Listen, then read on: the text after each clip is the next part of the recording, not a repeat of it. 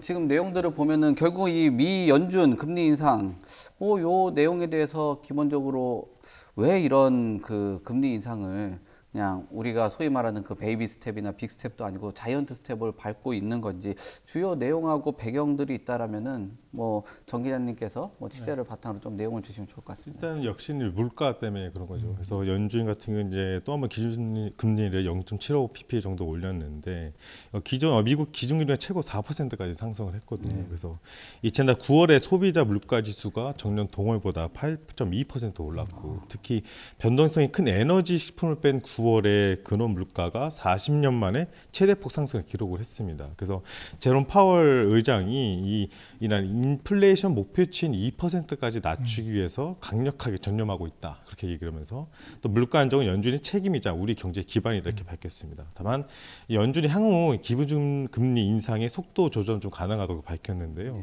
이 파월 의장이 또 언젠가는 금리 인상 속도를 낮추기 위한 어쨌든 적절한 시기가 올 것이다 하면서 이제 투자들에게 어쨌든 이 좀 더 희망적인 메시지를 줬다가 그래서 그것이 하면 다음 회기 그러니까 12월쯤 연중 회의 때 그게 가능할 것이다 하면서 증시가 좀 요동을 치긴 했었죠. 근데 하지만 진짜 하고 싶은 얘기가 이제 그 다음에 나왔죠. 그래서 이 의장 같은 경우에 어쨌든 최종 금리 수준은 더 높아질 거다. 하면서 찬물 한 번에 쫙 끼얹는 그러면서 이 내년 기준에 이제 9월 점도표에서 제시된 4.6% 5% 아까 박사님께서 잠깐 여담하셨지만 6%까지 육박할 가능성이 비추면서 이 어쨌든 뉴욕 증시가 바로 곤두박질치는 그런 모습을 보였습니다. 네. 그 제가 조금 그 부연 설명을 드리면은 저도 사실은 새벽에 이제 금리 인상 그걸 보면서 우리하고 격차가 현재로서는 1% 포인트 차이가 나버렸잖아요. 그래서 굉장히 큰 차이가 난 것에 대해서 좀 충격을 받고 있는 상황에서 중간에 이제 이야기하는데 속도 조절론 이야기가 나오더라고요. 그러다 보니까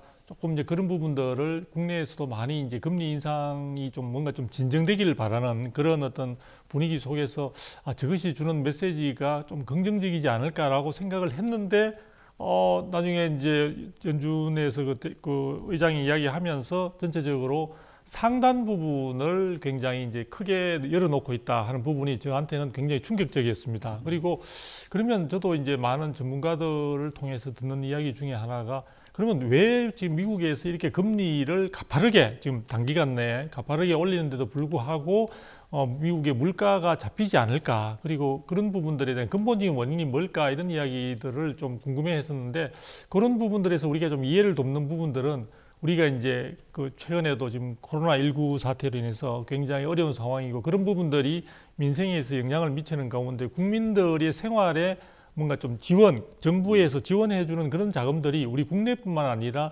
미국에서도 미국 정부도 상당히 많은 미국 내 국민들을 자국민들을 위해서 많이 풀었던 모양입니다. 그러니까 결과적으로 보면 시중에 돈은 굉장히 많다 보니까 이 부분이 물가를 자극시키고 있고 우리 같은 경우에 이제 금리를 통해 인상을 통해서 그 자금들이 금융권으로 흡수를 하고 있는 과정인데 그럼에도 불구하고 아직 시중에 자금들이 너무 많고 또 미국은 우리보다는 아직까지 그 실업률이나 이런 고용률 자체가 굉장히 높은 상황이다 보니까 개별 그 가계의 소득 자체가 그렇게 상황이 나쁘지 않은가 봅니다. 그러다 보니까 소비가 여전히 활성화되어 있는 상황이다 보니까 물가가 계속해서 지금 미국 연준의 노력에도 불구하고 지금 계속 오르고 있는. 그래서 이 부분들이 지루한 이러한 어떤 그 물가와 어떤 이런 부분들에 대한 그 금리와의 어떤 그 경쟁 자체 싸움이라고 할까요?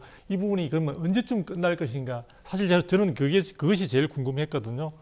근데 지금 결론은 뭐냐면은 미국에 있는 연준에 있는 의장조차도 잘 모르겠고 본인도 정확하게 진단할 수 없는 거고 우리 국내의 많은 전문가분들도 그런 누구도 좋은 말로 해서 속단할 수 없다 그렇죠. 하니까 저도 좀 그런 점에서는 굉장히 답답한 마음을 금할 길이 없습니다. 네.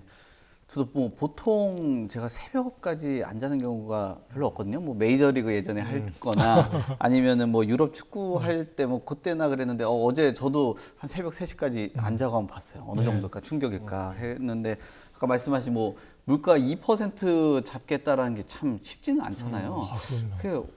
어떨 것 같습니까? 지금 뭐 이렇게 시장들이나 동향들을 살펴보면은 그러니까 미국 같은 경우는 현재까지 고용 지수가 좀 좋은 것 같아요. 네, 고용 지수가 좋다 보니까 이게 어쨌든 경제가 좀 버틸만하다. 이제 그런 느낌이 이제 시그널로 주다 보니까 연준에서는 이제 어쨌든 낮추기 위한 그런 노력을 함에도 불구하고 그런 지수가 어쨌든 좀 낮추기 위해서는 그 지수가 좀 안 좋아야 되는 반대적인 영상이 네. 있어야 되는데 지금 워낙 고용 지수가 좋다 보니까 아직 시장은 이 버틸만하네 이런 시그널을 주다 보니까 그렇죠. 그래서 이번에 연준 때도 이 7.5%는 거의 기정사실화됐던 거거든요. 하지만 네.